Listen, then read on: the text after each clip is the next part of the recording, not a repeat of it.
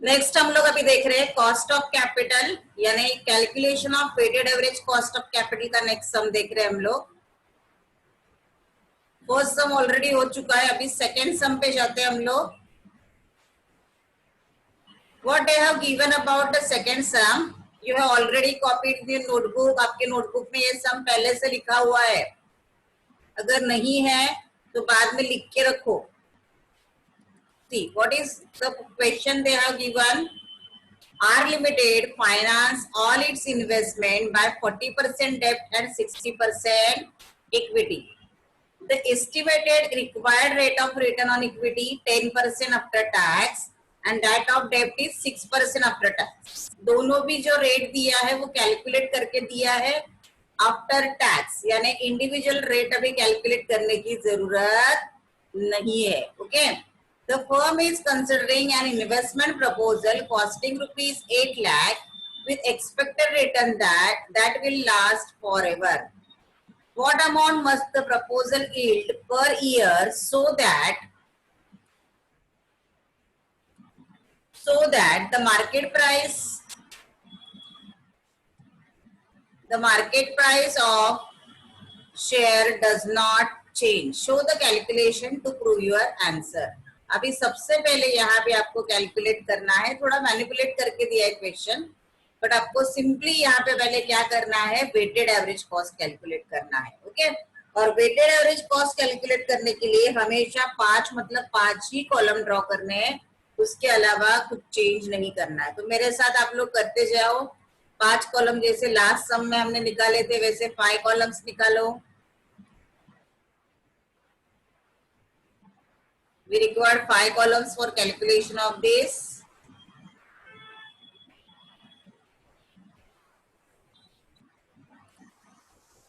ये कॉलम्स आपको कभी भी चेंज नहीं करने। सबसे पहले आएगा आपका यहाँ पे सोर्स, ओके, फिर सेकेंड कॉलम में क्या आएगा, amount in rupees,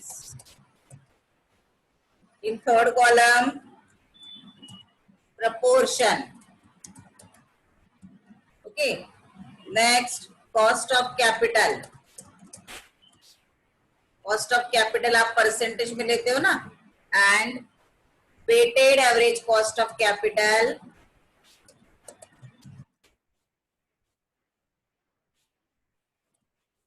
weighted average cost of capital again in percentage. Okay,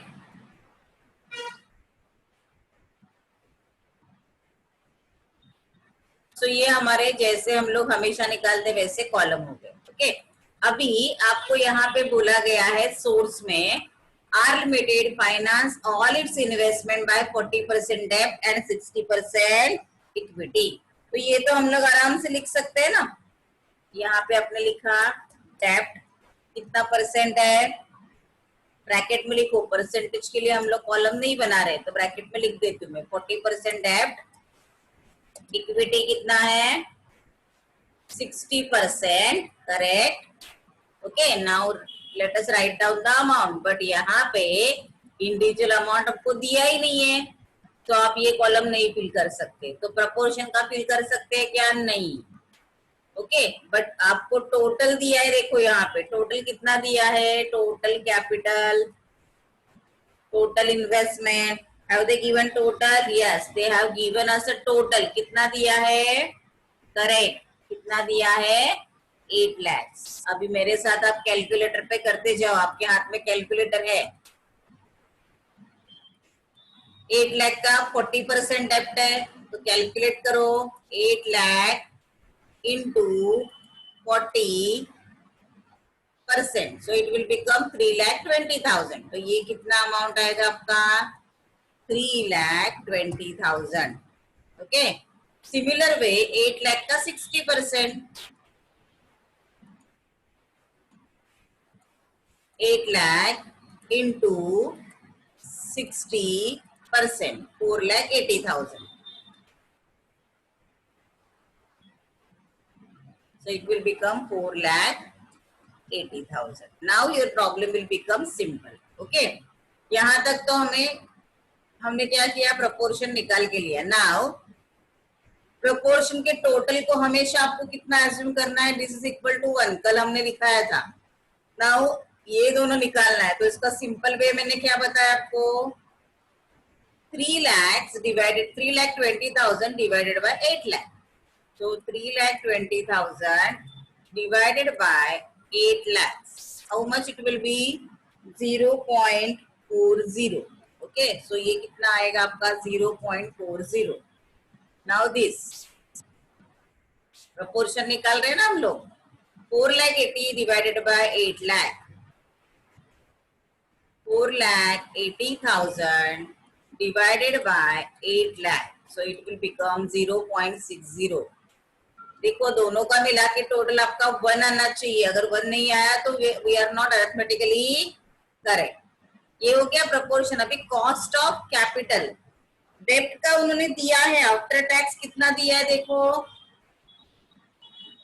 equity 10% after taxes and debt of डेब्ट 6%. अभी आफ्टर टैक्स कॉस्ट दिया ही है आपको, तो आपको अलग से कुछ कैलकुलेट करने की जरूरत नहीं. It will become 6, it will become 10 और ऊपर परसेंटेज लिखा हुआ है हमने. अभी इन दोनों का क्या करना है आपको, proportion into cost of capital, you will get weighted average. So let us calculate 0.40 into 6. That's it. So your answer will be 2.4. यहाँ पे आप लोग लिखोगे 2.4. 4 लिखो, 40 it doesn't matter. Then 0.60 into 10. 0.6 into 10. So it will become 6. Now make the total of these two. 6 मतलब 6.00. What will be your weighted average? 8.40. That's it. ये तो आपका सिंपल सम हो गया ना. So weighted नीचे लिख के बताओ, weighted average cost of capital equal to 8.40%. Okay, but उन्होंने क्या बोला है आगे extension question, what amount must be proposal yield per year so that market price of share does not change. अभी ये जो हमने वेटेड एवरेज निकाला है उसके हिसाब से मार्केट वैल्यू और ये कंपैरिजन करके हम लोग दिखाते हैं. ओके, सबसे पहले क्या देखो, रिटर्न ऑन इक्विटी कैलकुलेट करते हैं हम लोग. उसके लिए सबसे पहले आपको क्या दिया है, इन्वेस्टमेंट कितना है, 8 लाख का इन्वेस्टमेंट है, राइट. उसके ऊपर रिटर्न्स कितना है 8 लाख के ऊपर, अभी 8 लाख के ऊपर रिटर्न कितना परसेंट बोला है, 8.4%. ओके, तो अभी हम लोग यहाँ पे कैलकुलेट करते, देखो यहाँ तक तो आपको समझ में आया. आगे का प्रॉब्लम जो है वो हर बार नहीं आएगा, कभी कभी आएगा आपको एग्जाम में. तो यहाँ पे हम लोग रिटर्न ऑन इन्वेस्टमेंट निकालते हैं. Return on investment equal to amount of investment multiply by WACC, weighted average cost. Now amount of investment कितना है आपका, देख के बताओ, what is the total amount of investment? Correct, 8 lakhs. 8 lakhs into 8.40%. Correct. So it will become 8 lakh into 8.40%. So it will become, calculate करो, 8 lakh into 8.40%. 67,200. Okay, तो ये answer है आपका 67,200. ये रिटर्न ऑन इन्वेस्टमेंट आया. बट जब हम लोग इक्विटी के बारे में सोचते हैं तो इसमें से सबसे पहले आपको क्या देना पड़ेगा, डिबेंचर इंटरेस्ट देना पड़ेगा. तो लेट अस कैलकुलेट, हमें क्या कैलकुलेट करना है, amount available to equity shareholders. Okay, so amount available to equity shareholders, to equity shares भी बोल सकते हैं या शेयर होल्डर भी बोल सकते हैं, equal to return on investment minus debenture interest. यहाँ पे एक ही है ना डिवेंचर, तो माइनस डिवेंचर इंटरेस्ट। अभी रिटर्न ऑन इन्वेस्टमेंट कितना है आपका 67,200 माइनस डिवेंचर पे इंटरेस्ट निकालना पड़ेगा आपको अभी 3,20,000 के ऊपर। What is the percentage of debenture 6%। तो कैलकुलेट करो 3,20,000 इंटू 6%, 19,200। 19,200 डिवेंचर इंटरेस्ट कैसे निकाला, मैं यहाँ पे निकाल के बता दी आपको। Debenture interest equal to, debenture का अमाउंट था 3,20,000 इंटू कितना percent 6%, that is equal to 19,200। Okay, now amount available to equity shareholders कितना हो गया देखो 67,200 minus 19,200, 67,200 minus 19,200, that is equal to 48,000। Okay, ये मिला आपको 48,000 available to equity shareholders. ये हो गया आपका amount available to equity shareholders. Okay, ये अभी आपको इक्विटी शेयर होल्डर्स के ऊपर रिटर्न निकालना है। ओके, तो let us calculate return on equity के equal to, return on equity equal to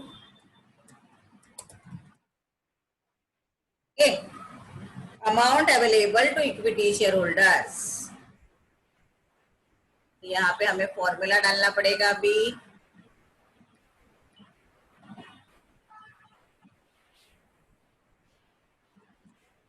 amount available to equity shareholders divided by amount of equity, amount of equity multiply by 100, that's it, multiply by 100। अभी यही आपको यहाँ पे repeat करना है। इसमें आपको क्या करना है, अभी अमाउंट डालना है, राइट। सो सबसे पहले amount available to equity shareholders हमने कैलकुलेट किया है, कितना है 48,000, करेक्ट। तो हमें यहाँ पे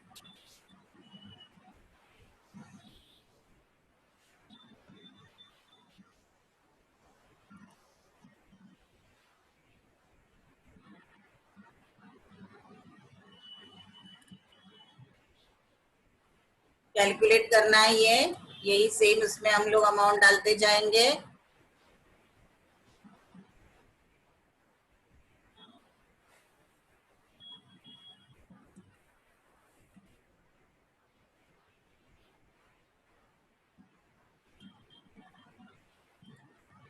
ओके, डायरेक्टली हम लोग करते हैं यहाँ पे amount available to equity shareholders कितना है 48,000। आपको डिवाइड का साइन डालना है उधर, divided by amount of equity कितना है 8 lakh into 100, so it will become, हाँ कैलकुलेट करो 48,000 ऊपर हमने कैलकुलेट किया था ना, 48,000 divided by 8 lakhs into 100, so it will become how much, देखो कितना आ रहा है 48,000 divided by 8 lakh, कितना है अमाउंट ऑफ इक्विटी कितना दिया, it's not 8 lakhs, 8 lakhs is total. तो ये 8 लाख की जगह आपको कितना लेना पड़ेगा, इक्विटी का अमाउंट देखो कितना है, ये 8 लाख नहीं आएगा, 8 लाख आपका टोटल है। तो what is the amount of equity, देखते हैं ऊपर हम लोग, इक्विटी इज 4,80,000। तो here we have to take 4,80,000 okay into 100, so answer will be 10%। अभी आपको इक्विटी का रेट कितना दिया है देखो ऊपर 10% ही दिया है ना, correct. So every year company कितना अर्न करना चाहिए कंपनी को, देखो सेम आया ना रेट ऊपर, और ये every year company must earn minimum ₹48,000, तो ही रेट चेंज नहीं होगा, 10% का 10% रहेगा। On investment of rupees, okay कितना है, 48,000 टोटल आया ना उसका, 48,000 इक्विटी को अवेलेबल है। टोटल कितना है देखो, कितना कैलकुलेशन उसका आना चाहिए, 48 से पहले कितना आया था, ये देखो कितना था, return on investment 67,200, so not 48,000, equity पे 48 मिलेगा, बट रिटर्न कितना कितना उसको कमाना चाहिए, ₹67,200। Every year company must earn minimum ₹67,200 on investment. कितना इन्वेस्टमेंट किया, अभी टोटल लेने का इधर आपको, ऑन इन्वेस्टमेंट ऑफ रुपीज, कितना इन्वेस्टमेंट किया टोटल, 8 लाख का। इधर इक्विटी नहीं लेना है आपको, टोटल लेना है। मतलब अब अगर उनको 8 लाख का इन्वेस्टमेंट करना है तो कम से कम उनको 67,200 इनकम कमाना चाहिए, तो ही इक्विटी का रेट चेंज नहीं होगा। और इक्विटी का रेट चेंज नहीं होगा तो मार्केट वैल्यू ऑफ इक्विटी भी चेंज नहीं होगा। Okay, let us repeat it. देखो क्या दिया है सब नंबर 2 में, R limited finance all its investment by 40% 60% दिया है, 40% डेप्ट है, 60% इक्विटी है, करेक्ट। तो टोटल अमाउंट कितना है, 8 लाख, उसका 40% हमने यहाँ पे निकाला, 60% इक्विटी के सामने लिखा। नाउ 8 लाख इक्वल टू 1, इसके हिसाब से 3,20,000 डिवाइडेड बाय 8 लाख, तो आपको मिला 0.40, ये प्रोपोर्शन में। 4,80,000 डिवाइडेड बाय 8 लाख किया तो आपको प्रोपोर्शन में कितना मिला, 0.60। Okay, now cost of capital they have already given that after tax amount, देखो ये 10% दिया है और ये 6% दिया है। आफ्टर टैक्स अमाउंट दिया है तो अलग से कैलकुलेट करते हुए डायरेक्टली 6 और 10% लिखा। Now simple, proportion into cost of capital you will get WACC, 0.40 into 6 2.40, 0.60 into 10 6 आया। Okay, now what we are going to do, total ये दोनों का टोटल कितना आया, 8.40, तो WACC आपका आया 8.40%। नाउ हर एक सम में करने की जरूरत नहीं, आपको ये पूछा गया था कि प्रपोजल में कम से कम कितना इनकम आना चाहिए, तो हम लोग देखते हैं कितना इनकम आएगा। 8 लाख हमारा इन्वेस्टमेंट था, करेक्ट, उसके ऊपर वेटेड एवरेज कितना आया, 8.40, तो कितना रिटर्न आया, 67,200 टोटल रिटर्न, राइट। अभी डिबेंचर का इंटरेस्ट अगर हम लोग कैलकुलेट करेंगे तो 3,20,000 के ऊपर 6% के हिसाब से वो आया 19,200।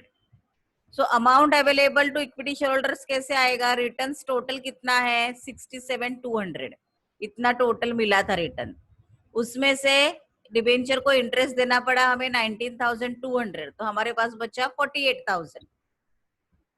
नाउ रिटर्न ऑन इक्विटी कैसे कैलकुलेट होता है, amount available to equity shareholders upon amount of equity into 100। Amount available है 48,000, इक्विटी का अमाउंट हमने देखा 4,80,000 into 100, so you got the amount 10%। और आपको इक्विटी का रिटर्न का, इक्विटी का कॉस्ट ऑफ कैपिटल भी कितना दिया है, 10%। जब तक इक्विटी का कॉस्ट ऑफ कैपिटल चेंज नहीं होता है तब तक इक्विटी का वैल्यू मार्केट में चेंज नहीं होगा, राइट। सो ये 10% लाने के लिए और इक्विटी का वैल्यू हमें चेंज नहीं करना है, तो कम से कम 8 लाख के ऊपर टोटल इनकम कितना मिलना चाहिए मुझे, 67,200, सो दैट मैं उसके ऊपर इंटरेस्ट भी दे सकती हूँ और इक्विटी को भी 10% के हिसाब से डिविडेंड दे सकती हूँ। ओके, ये हो गया आपका क्वेश्चन। ओके, अभी